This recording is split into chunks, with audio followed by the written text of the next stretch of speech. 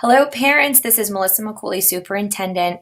I've had some inquiries about the work that's been coming home by your children and just some clarification on how it's being scored. So I put together this brief presentation to clarify some of the questions that you may be having.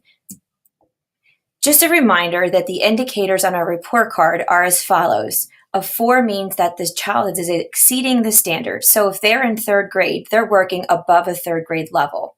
If they are getting a 3, that means that they're getting it correct. They are getting third grade work correct. They're meeting the standard for third grade.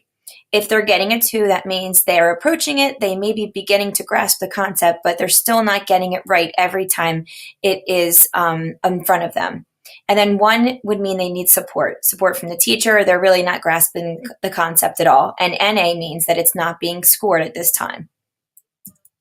So you may see something like this coming home. This is a writing rubric. Now this child on this piece received all 3s, which means they are meeting the grade level standard in all categories.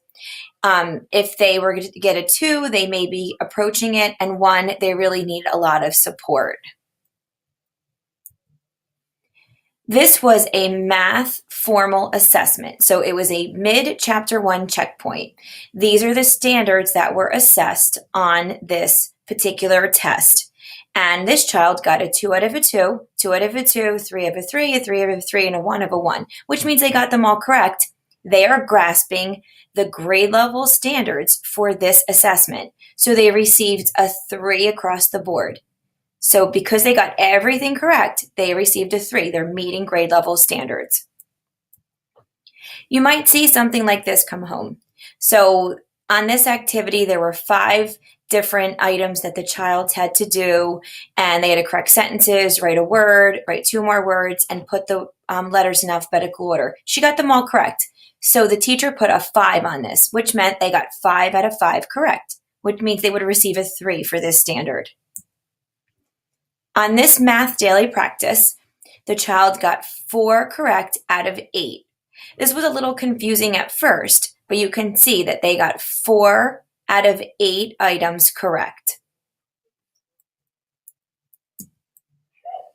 If you have questions about any type of assessments that come home, you are more than welcome to attend the Sit with the Soup, which is held once a month, published on Facebook. You can email your child's teacher, you can ask questions during conferences, and you're also welcome to email our Director of Curriculum Instruction, Jackie Trezzolino.